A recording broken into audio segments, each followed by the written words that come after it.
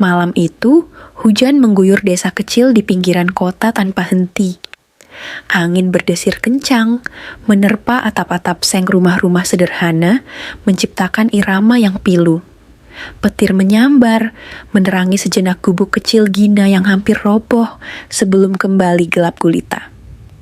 Di dalam gubuk reot itu, Gina, seorang gadis yatim piatu berusia 16 tahun, meringkuk di bawah selimut tipis, menggigil kedinginan.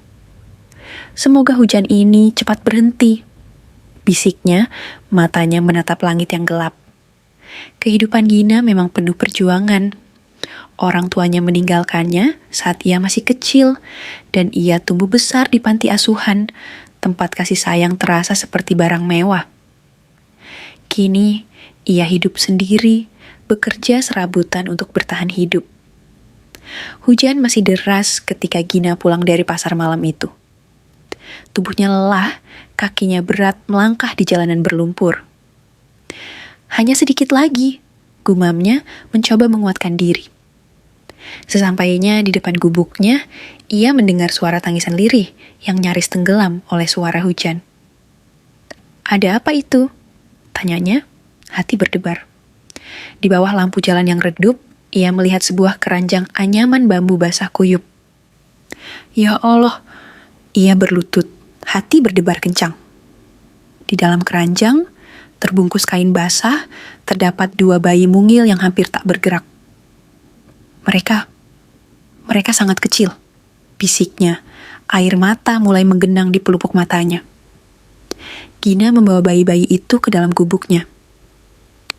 "Kalian siapa? Siapa yang tega meninggalkan kalian?"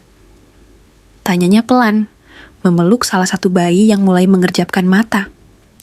Ia memeriksa mereka, memastikan mereka masih bernapas.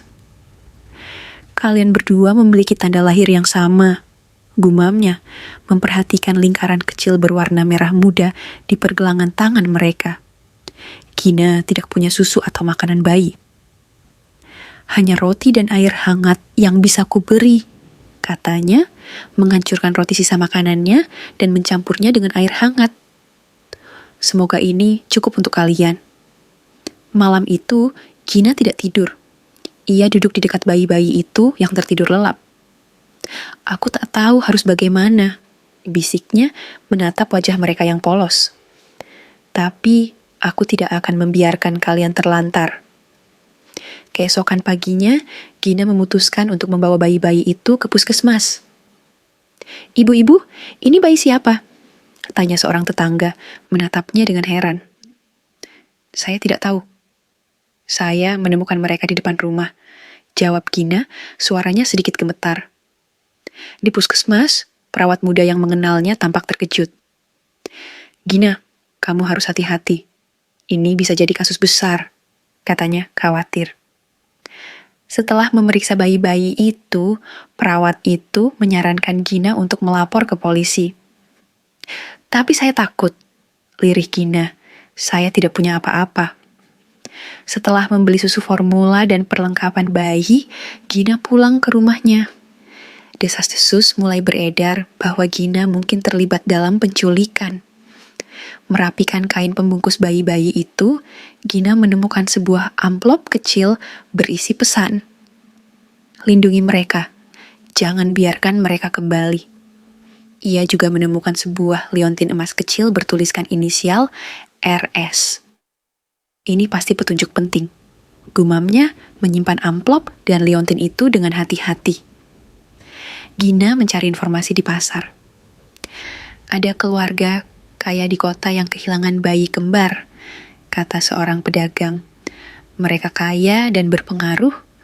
Mereka tidak segan-segan melakukan apa saja untuk mendapatkan kembali bayi-bayi itu." Gina semakin khawatir. Seorang tetua desa yang dikenal ahli barang antik memeriksa liontin itu. "Ini liontin khusus, milik keluarga terpandang," katanya. "Inisial RS, mungkin milik seseorang yang sangat penting." Gina semakin bingung. Ia menyadari bahwa melindungi bayi-bayi itu mungkin akan membawanya ke dalam bahaya besar. Malam itu, langkah kaki berat mendekat. Hujan semakin deras, seolah ikut menambah ketegangan. Gina memeluk erat bayi-bayi itu, jantungnya berdebar-debar. Bayangan gelap muncul di balik celah-celah dinding gubuk yang lapuk. Sebuah bayangan tinggi besar, siluet pria berpakaian hitam, terlihat di balik jendela kecil yang terbuat dari plastik transparan. Gina menahan napas, tubuhnya gemetar. Suara ketukan keras menggema di gubuk kecil itu diikuti oleh teriakan, "Keluar kau, kami tahu kau ada di dalam." Gina mendekap erat bayi-bayi itu, berusaha menenangkan tangisan mereka yang mulai nyaring. Ia meraba-raba di bawah kasur, mencari sesuatu untuk membela diri, hanya menemukan sebilah pisau kecil, tumpul dan berkarat, yang biasa digunakan ibunya untuk mengupas buah. "Ya Allah, lindungi kami," bisiknya, air mata mengalir di pipinya.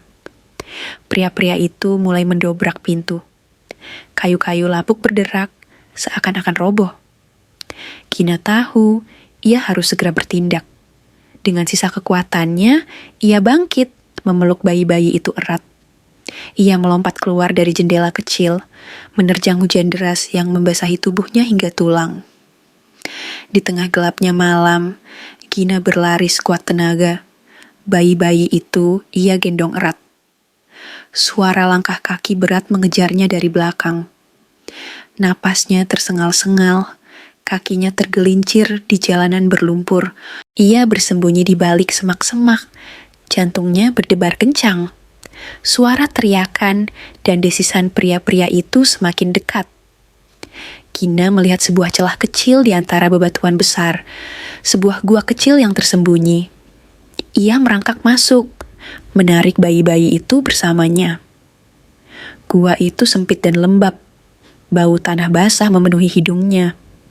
Ia memeluk erat bayi-bayi itu, berusaha menghangatkan mereka dari dinginnya tanah dan udara malam yang menusuk. Suara langkah kaki berhenti tepat di depan mulut gua. Salah satu pria itu berteriak, "Di sini." Aku yakin mereka bersembunyi di sini. Gina menutup mulut bayi-bayi itu, menahan tangis mereka. Suara batu yang digerakkan terdengar, menandakan pria-pria itu mencoba masuk ke dalam gua. Kegelapan, dingin, sih dan ketakutan menyelimuti Gina. Namun, di tengah keputusasaan itu, ia merasakan sebuah tekad yang kuat. Ia tidak akan menyerah. Ia akan melindungi bayi-bayi ini, apapun yang terjadi. Tiba-tiba, suara teriakan terdengar dari arah luar gua. Reza, seorang jurnalis muda yang telah menyelidiki kasus ini dan menemukan Gina, muncul membawa sebilah kayu besar sebagai senjata. "Jangan sentuh mereka!" teriaknya, menantang pria-pria itu dengan penuh keberanian. Perkelahian pun terjadi. Reza berhasil mengalahkan satu pria, sementara yang lain mencoba masuk ke dalam gua. Gina, dengan sisa keberaniannya, melemparkan batu ke arah pria tersebut, berusaha melindungi bayi-bayi itu. Akhirnya, suara sirene polisi terdengar dari kejauhan. Rupanya, Bu Marni, tetua desa yang baik hati, telah memanggil bantuan. Pria-pria itu langsung kabur sebelum polisi tiba, meninggalkan Reza dan Gina yang kelelahan tetapi selamat. Setelah kejadian itu, Reza membantu Gina membuktikan bahwa ia tidak bersalah. Mereka menemukan bukti bahwa bayi-bayi itu adalah anak dari Lila Rosman, putri keluarga kaya yang menyembunyikan kehamilannya. Lila Rosman yang merasa bersalah akhirnya meminta maaf dan mengambil alih tanggung jawab atas anak-anaknya. Gina, dengan bantuan Reza dan dukungan masyarakat, mendirikan rumah perlindungan harapan kecil, tempat bagi anak-anak terlantar. Kisah Gina menjadi inspirasi bagi banyak orang.